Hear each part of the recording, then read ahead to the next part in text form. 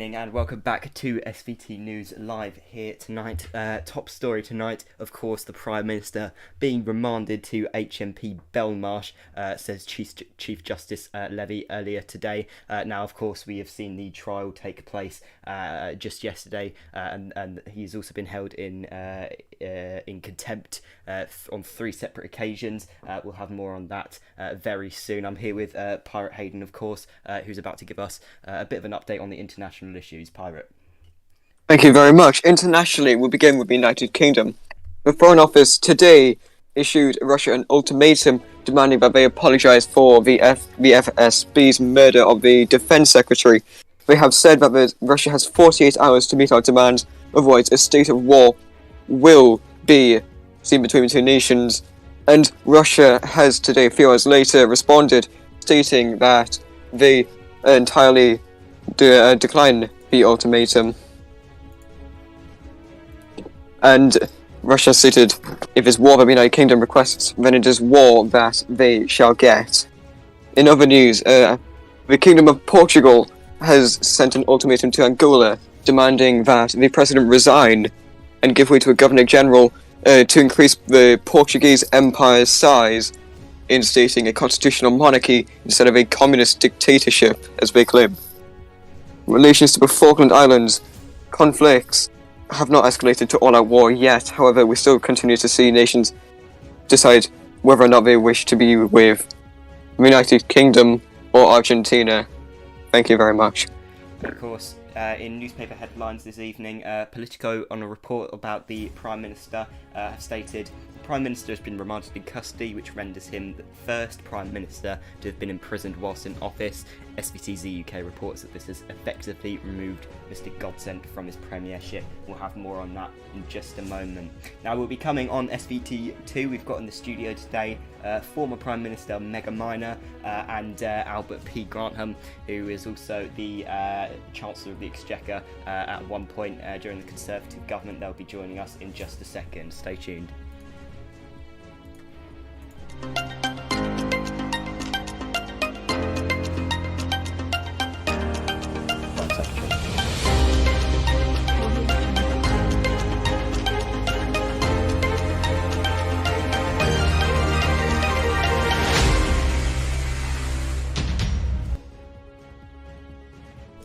And welcome back to SVT News. Today we have got the former Prime Minister, megaminer, and the Foreign Secretary, AlbertPGrantham. Welcome to the studio, both of you. Thank you for joining us today. It's good to be back. Hello, thank you for having us. Hello. Thank you very much. And of course we have Pirate Hayden here, who will be on the phone at the moment, as he is currently having trouble getting to the studio, but we'll ignore that for now. Traffic's bad.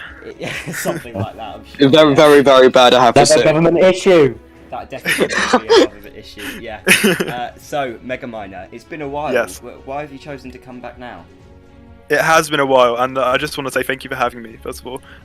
So, I have, of course, I left this group about the beginning of January, after I resigned as Prime Minister, and I've decided to make a return now, just because I've heard from people about the state of the nation right now, with the government instability, another coup I heard, our foreign relations are in the bin, and I just figured, I think the British people deserve stability, and our government, we haven't had a single party majority government since my administration in December, and quite frankly, I think right now we need that stability again. So I'm here to extend a hand to the British people and ask them to join our movement, the Conservative Party, vote for us in the next election, and we can help bring stability back and restore our nation to what it once was. Because quite frankly, it saddens me to see the state of politics right now, and I think change has to be made. So that's why I'm here. I feel like I and the rest of my cabinet, we have a duty to help restore this nation, and that's why I'm here.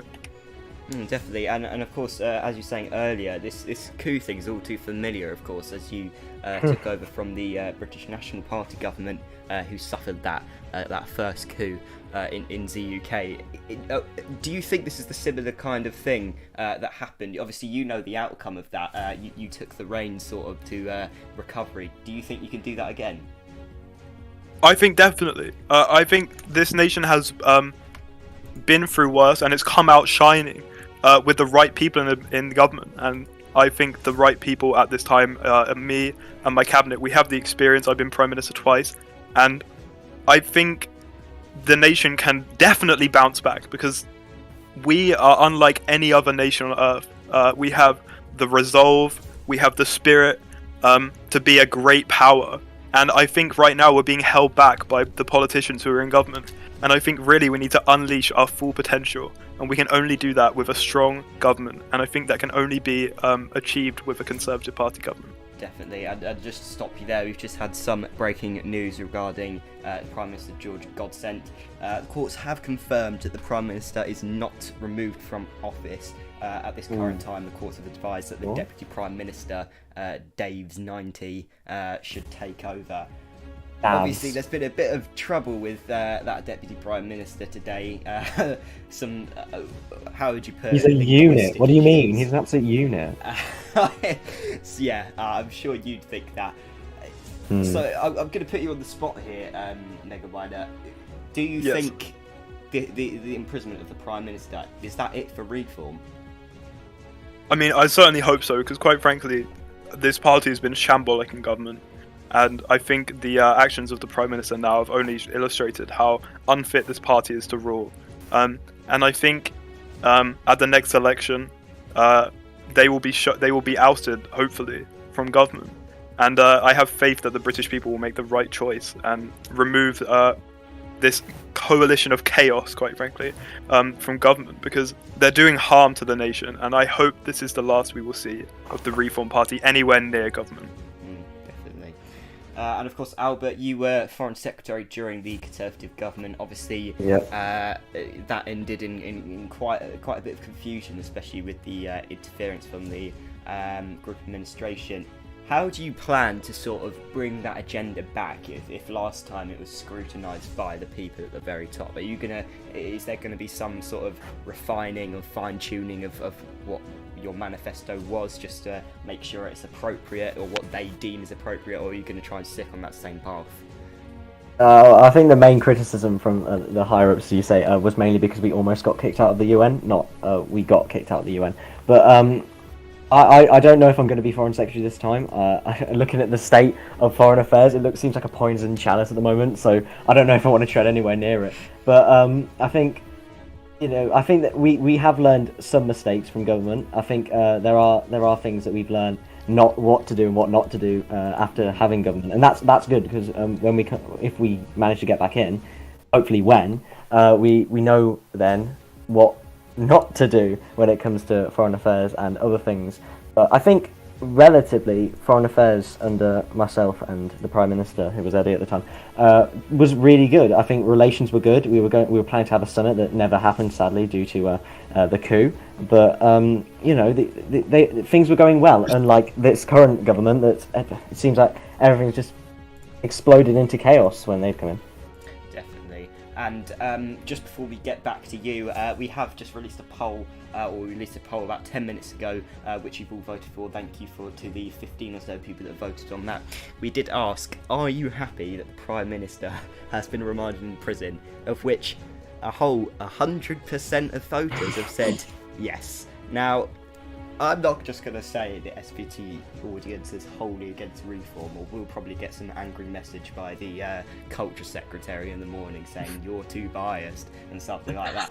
But if this is the general consensus of the public, it must be saying something. I mean, Megaminer, of course, he has to resign. You being a prime minister before, if this was you, what would you be doing? We did the decent thing.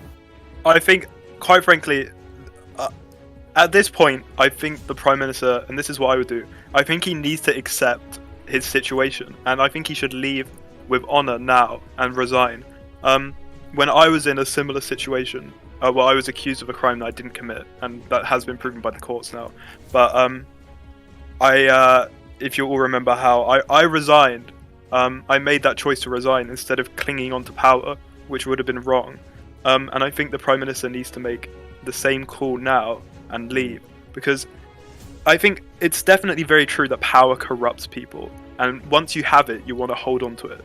But I think the Prime Minister needs to make the difficult decision and resign with honour instead of clinging on to power, which he won't hold for very long, because it's inevitable that the British people will oust him at the next election. Definitely. Yeah, thank you for that. That's a bit of a separate note. A question for either of you. I'm not really mind who answers this.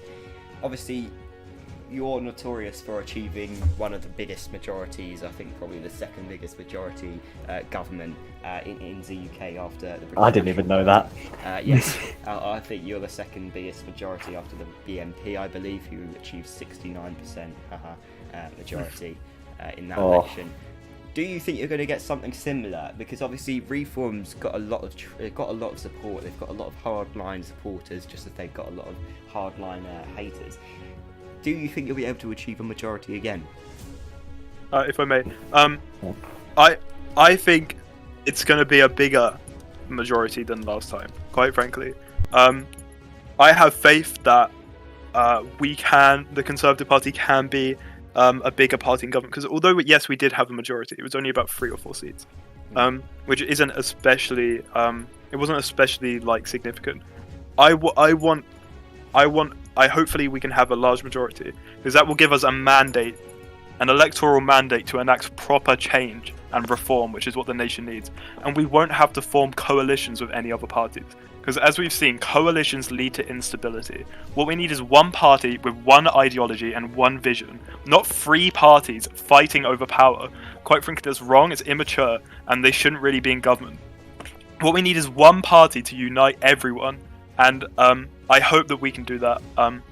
The Conservative Party, we offer a hand to everyone, on the political right, to come and join us and campaign with us and run with us, get involved, and I hope that we can win a larger majority than we did in December, because that is what the nation needs right now, for a government with a strong majority to enact proper, worthwhile change.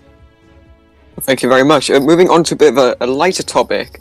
Mr. Megaminer, last time the Conservative Party was in government alone, it had a very big policy of levelling up. Can we see that return during this Conservative Party? I think levelling up, I will admit, it was a bit, we did meme it a little bit. But I have to say, I think the government department definitely has, the Department for Levelling Up has a clear purpose in assisting other departments in their work. And I think it does definitely have a place on the cabinet table. And I will be returning the position of Secretary of State for Levelling Up back into the cabinet. And nothing confirmed yet, but we may be getting our previous Levelling Up secretary back, but nothing has been confirmed. That has yet to be decided, but we are definitely trying to get him back. Oh, the PM just posted. That's very interesting. This is a question to both of you. What do you guys think of the Reform Party as a political party, not as a government? Go on, Albert. Botted. That's about it. I'll elaborate. I think they're an example of a party that grows and profits off political instability of the time with inexperienced leaders. They came in and they offered a solution to our problem, which was the instability of the nation. They offered the solution which was not worthwhile, but the British people at the election found they had no other option, so they voted for reform. And I think the Reform government is a classic example of what happens when you let inexperienced people take the reins of government. We've seen mistakes, mishaps, we're almost on the verge of war, quite frankly. And I think it's terrible, and I think Reform as a party, quite frankly, they are dreadful. They are rotten to the core. and I think they should really be thrown in the bin.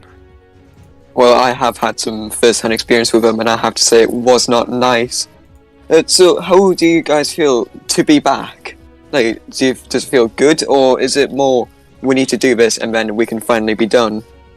Well, I think unfinished business. Yeah, we of course it's nice to have this position back as Conservative leader. It's a great party, a great community. But as much as I want to revel in the success of what I've achieved so far, achieving the leadership, we have to keep looking forward as to what is the next hurdle for the party, what is the next objective we want to achieve. So I think, quite frankly, that of course I am happy with what we've done so far, and it's really nice to be back. But I think we just have to keep pushing and keep going forward and not looking back at all. Just keep going. Perfect, thank you. Hey. I've just got to stop you there, Pirate, because we have had, we've got some news from Politico this evening. I'm about to get it up on screen now. Exclusive images of the Prime Minister himself in HMP Belmarsh. So we have now got confirmation he has arrived. Oh wow! We've got that on screen for you live right here from Politico on Twitter. Obviously, we just covered this topic, but I think it is really interesting that obviously this is the first Prime Minister that's been arrested in office. I mean, we've had Prime Ministers that have been charged or, supposedly. I mean, Megaminer, you had a case against you. I mean, that didn't end up with you going to prison, did it? But I mean. Yeah. Well, I was accused of a crime that I didn't commit. It was conspiracy to commit an offence. Which really is just a complete made-up, bogus accusation. And it was fabricated by people who wanted to bring my government down. And of course, I wasn't properly arrested. I was detained by the Special Forces. And it wasn't long after that the courts cleared my name, because I did not commit any crime. But I say to the Prime Minister right now, he's in a worse situation than I was. And I think, honestly, as I said before, he's in prison. He has no right to rule at this point. He has been locked up, and I don't think he should be holding power right now. I think he should resign, or at least he should resign, give power to his deputy until his name is, and if his name is cleared, he could potentially take back office of Prime Minister. But I think until he can clear his name, he shouldn't be in power. Definitely. Thank you for that. Obviously, there's a lot going on, as you mentioned, in terms of foreign affairs. We've just uploaded for our watchers at home a new poll, and we've asked people about the Falkland question. Obviously, this is something that comes up quite a lot, but obviously recently, Argentina has been placing a lot of claims on the islands. Of course, the UN General Assembly has verified those claims as illegal due to the UK government's lack of attendance there to block it. I mean, that's just another example, as you said, of maybe a whiff of incompetence in the Foreign Office, at least, but maybe the government as a whole. What do you make of that whole Falkland situation? Is it something that can be solved diplomatically, or is this just going to be a we're waiting to go to war kind of thing? I think, of course, if we were in government, this situation they should put every possible effort into trying to solve this diplomatically without bloodshed, while also retaining sovereignty onto the Falklands, because that is what we want. I don't think anyone in this nation, except for some left-wing people, want to give up the Falklands. And we will. The Conservative Party, definitely, we stand with the Falkland Islanders, who are majority British, who are being oppressed and being threatened by the Argentines. But I don't think we should shy away from war if diplomacy fails. I think we should definitely show the international stage that we are ready to take on threats, because we give away the Falklands to Argentina. Let's say we give away the Falklands. What will be next? It will be the rest of our overseas possessions. It will be Gibraltar to Spain. It will be our possessions in Cyprus to Turkey. we will show we are weak if we give away the Falklands, and that will give nations who are conspiring against us an opportunity to strike out at the rest of our overseas possessions. So I think this is a great opportunity for us internationally to show that we are strong and we have backbone. We have a backbone, through diplomacy, but also through war potentially. Definitely, yeah. And I've just got to stop you there because we've just had some very, very, very recent developments in the whole PM scandal. He has now released a document titled Allegedly Corrupt Judges. We've now got that on screen for our viewers at home, the contents of that document. Pirate, I don't know if you've seen this, but I think this is probably one of the worst things I've seen, and I've been in the UK since October last year. That's a long time. There's a lot of governments, and just looking at this now, it just seems like a shambolic attempt to try and piece together a story that just isn't true. I mean, we've looked at SVT News. We've looked at the Americans, Yeah, we've looked at the court case through and through. I mean, I've looked at the channel all day today, and it's just claim after claim after claim, and it's just really not healthy. It is. Help his image. But yeah, what have you got to say on it, Pirate? It's absolutely ridiculous. Honestly, that could just sum up his entire government.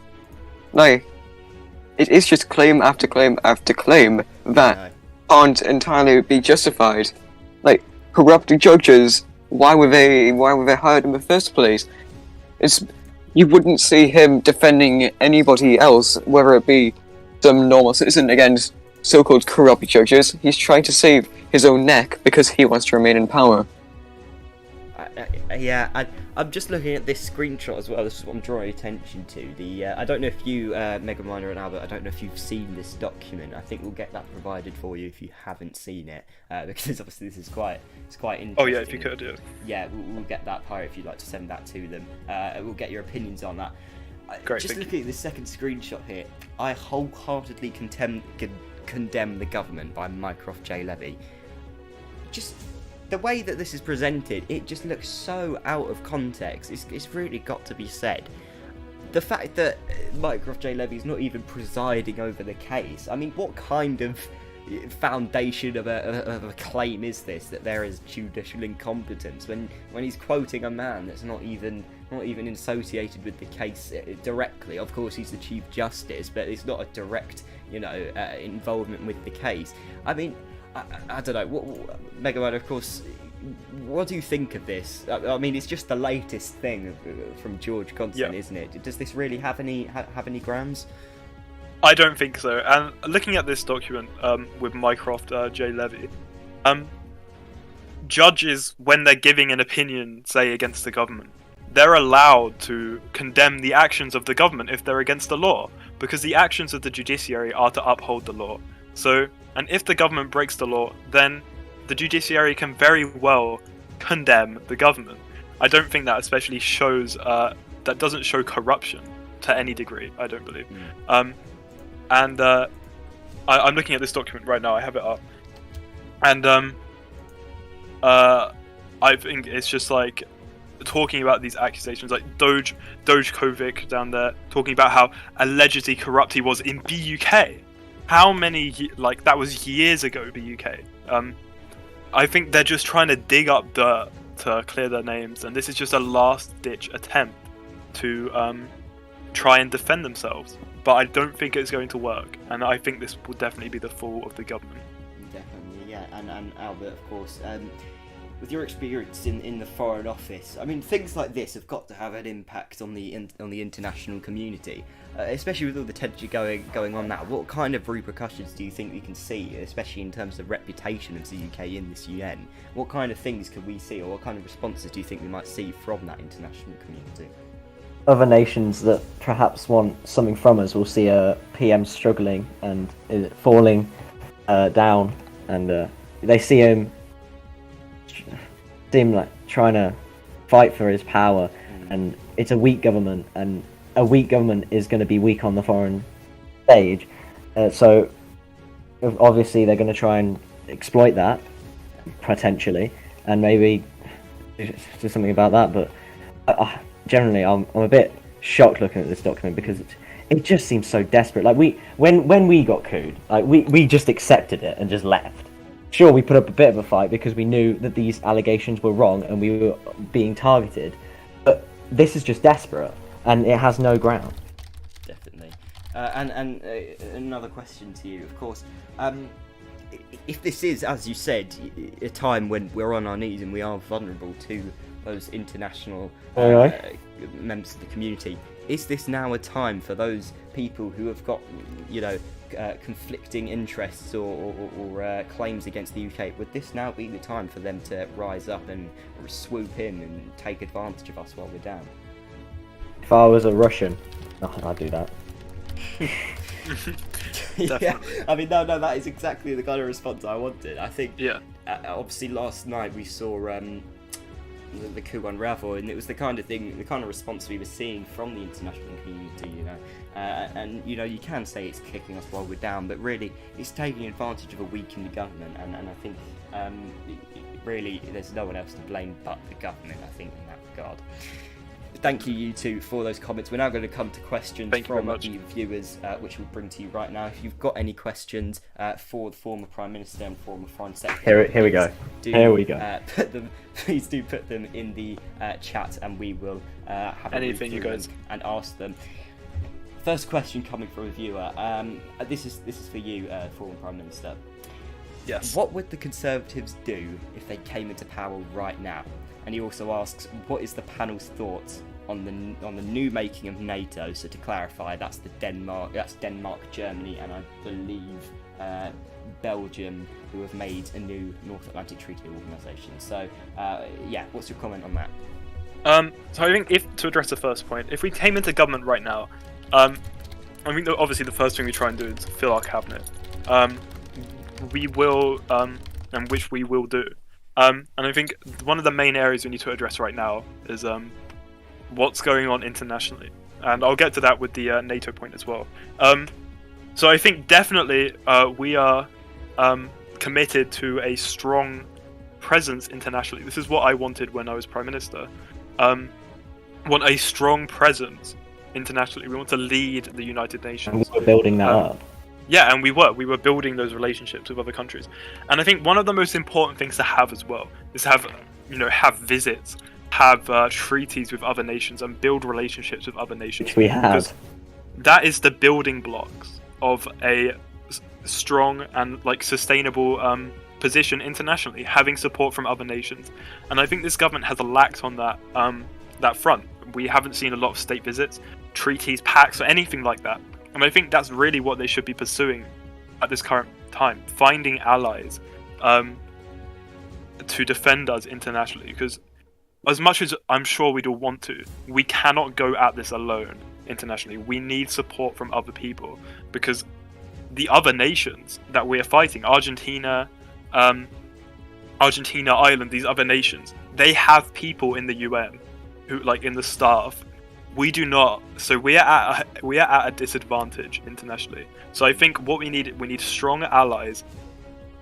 Could be unlikely allies. I think we should really look far to find people who would support us. We should make deals, and that's very important. So that's what we would do. We would look to find other nations who would potentially be friendly with us, sign agreements with them to show that we are not a hermit kingdom, which is what it looks like right now, to show that we are willing to have relations with other nations. And to address the Argentina issue, I think what we need is a strong military presence in the Falklands. So we'd put the military on standby, and we'd be prepared for a conflict if necessary. But conflict avoidance through diplomacy would be the most important thing. But I think we should definitely be prepared for war, and that's what we would do. We would have our armed forces ready to go at a moment's notice to defend the islands. But we would still be committed to finding a peaceful resolve with the Argentinians that would involve not handing over the Falklands. Whether that be a financial settlement for them giving up their claims, potentially giving them subsidies through trade, anything like that should be on the negotiations table. And then with the Northern Ireland issue as well, which is the second thing we'd be addressing if we were in power right now, Ireland cannot take Northern Ireland. It's very important that we hold on to it. Northern Ireland is majority Protestant. They do not want to be a part of Catholic Ireland, and I think we should hold on to Northern Ireland with as strong resolve as we can, because they are a part of our nation as much as Wales, as much as Scotland. And we should hold on to them, because without them, we are not a very united kingdom. And I think as well, if we give up Northern Ireland, it's showing that the union is weak, and it's showing holes in our union that other nations could exploit. Wales, Scotland, they could push for independence, and then we could see the complete destruction of the union, which is not what we want. So we would definitely fight for Northern Ireland. To the very last man, quite frankly. We would keep pushing. Yeah, thank you for yeah. that. On that, thank you for answering those questions. I'm going to come to you now, Foreign Secretary, for another question. Obviously, you're going to be part, or you want to be part of a new government coming in. I've got a question here asking, how would you rebuild this shambolic government? So how would you rebuild from the issues? Obviously, for you, we want to talk about the international side of things. What kind of things do you want to see happen, or are you going to bring in to sort of fix what's happened here? Well, I don't know if I'm going to be Foreign Secretary this time around, but I feel like I'll speak for the government, the party as a whole. We definitely want to calm things down if we can, and we were in the process of building relations. When I was Foreign Secretary, we were going to have a summit with Russia, the US, and the UK. I can't remember where. I believe it was in Russia.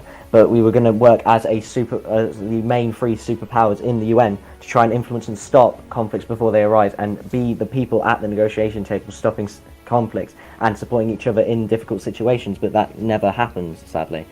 I feel like if the government hasn't bothered, they've just let these international conflicts get out of hand and these disputes get out of hand. And I think if we were in government, firstly, this would never have happened, because we'd have the alliances and the support to back our sovereignty, our claims up, and they don't. Definitely. Yes, thank you for that. A couple more questions for both of you. Got a question from a reader here. Obviously, you weren't you weren't there when this coup happened, but of course you've got quite a bit of knowledge on the Reform Party. They've unfortunately been around for quite a while. Megaminer13, do you think this coup was planned by the Reform Party, or do you think it's just something that happened? Do you think it's just something that happened because obviously they were feeling the pressure of those approval ratings? What do you think of that? I think it could very well have been a planned or orchestrated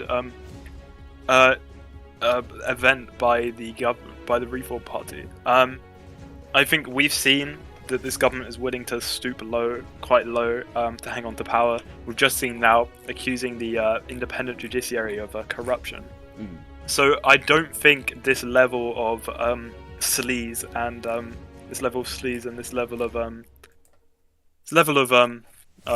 words that I can't say live show that yes, this coup could very well have been fought out and predetermined by the government, by the Reform Party. But quite frankly, I'm just speculating, and I can't say for sure. But quite frankly, I have a hunch.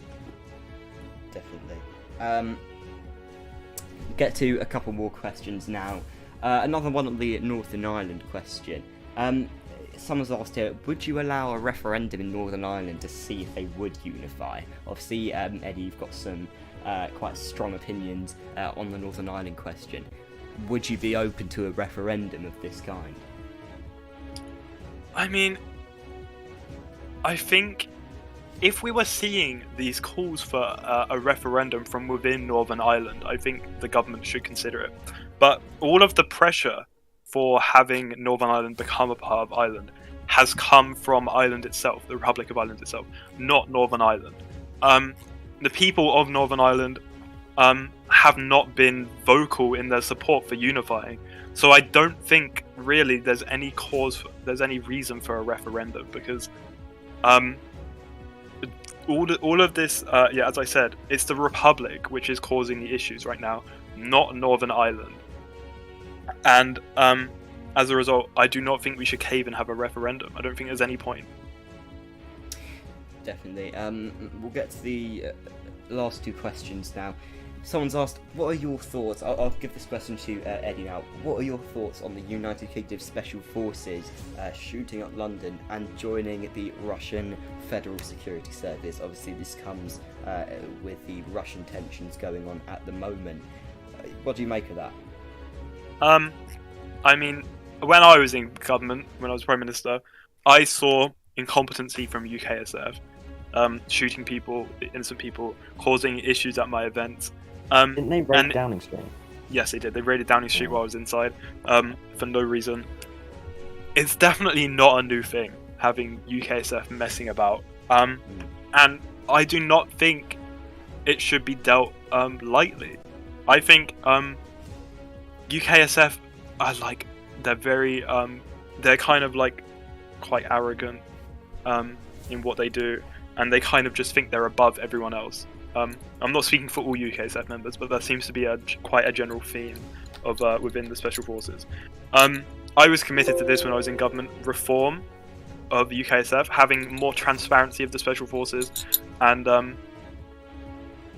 allowing the people to see what is going on to an extent, because they are, of course, top secret, but allowing the people to see more of what they're doing. And they have, of course, been messing about. It's always happened, and I think in order to combat this, the government needs to reform them, whether that be new leadership, new guidelines, anything, because they have been a thorn in the side of so many governments messing about, and they reflect badly on the administration that's in power. So I think there's no reason not to do reform, just because the Director of Special Forces might have a little bit of influence with group administration. That doesn't mean anything. I think this is an opportunity for the government to show they have backbone, and to show they have backbone and, like, you know, deal with UKSF. But of course, they're not going to do that because it's the Reform Party. True. Final question for you now, and this is a pretty simple one. Do you believe the Prime Minister should resign? Yes. 100% yes. Yeah. Yeah. He's a criminal. He's in prison right now. Yeah. He's facing multiple court cases. He's been charged with multiple crimes. I think this is unprecedented for a Prime Minister to stay in power right now. We've seen he's been charged and sentenced with 3 counts of contempt of court, £15,000 fine, and prison time. Why is the Prime Minister still in power when he has to serve prison time?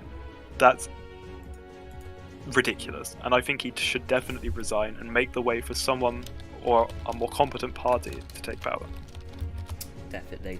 Thank you for all the questions from the public. Of course, our final poll this evening on the Falkland question, British or Argentinian. Okay, I'll bring this to Albert. 82% of people... Oh, he's on deafened. Oh, is it? Sorry, apologies. I'll take this to you, Eddie. Okay. 82% of people have said they should be British, 70% Argentinian. Now, do bear in mind our viewership are not just from the UK. We've got some people from the international community as well. What do you make of that? I think it shows obviously very strong support for the British government, which is what I would expect. But of course, there will always be dissenting opinions. And I think people are entitled to their own opinions over this matter, siding with Argentina. But I mean, it's a very clear result. 82% shows it shows a very clear majority of people support Britain. But of course, there will always be people dissenting, and I think in this case, it's such a small number that it should be quite overlooked. Definitely. And of course, thank you both so much for coming on tonight. Thank you. It's been an Thank you. absolute pleasure, and obviously we look forward to see you in the election coming up. So thank you Yes, for being on definitely. the show. And Thank you for having us. Thank you. Bye. Bye. Coming up now on SVT, we're coming back to the studio with Pirate Hayden and myself to discover any updates with the latest news stories. We'll have that for you in just a moment. We'll be back in a second.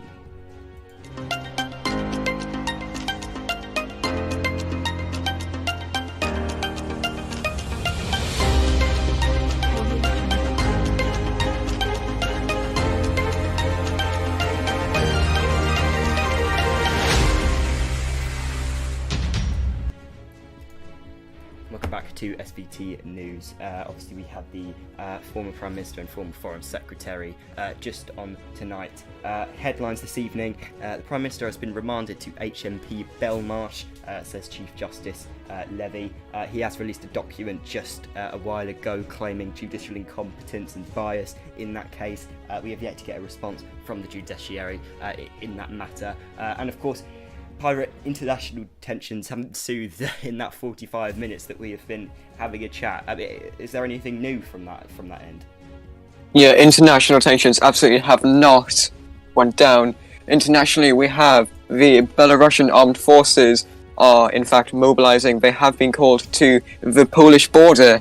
Ireland has, on a bit of a lighter side, released a written constitution in which has been worked on by the government. In other news, Denmark and Belarus have signed a treaty that means that Denmark will be sending 200 tanks and 1,000 M4A1s to the Republic of Belarus, which could be used in any sort of potential military action in Poland.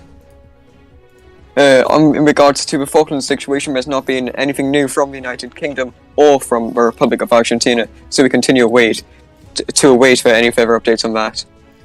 Perfect, and that is all we have for you this evening. We'll be back tomorrow live with some special guests regarding the judiciary case. We will hopefully have Sky Queer on back tomorrow, and of course we'll have Hanny S. Jackson, the current Shadow Chancellor, with us tomorrow to discuss what the way forward for is for reform. Of course, they're leaving government, or we'd hope they will be very soon. So we'll see you then. Good night.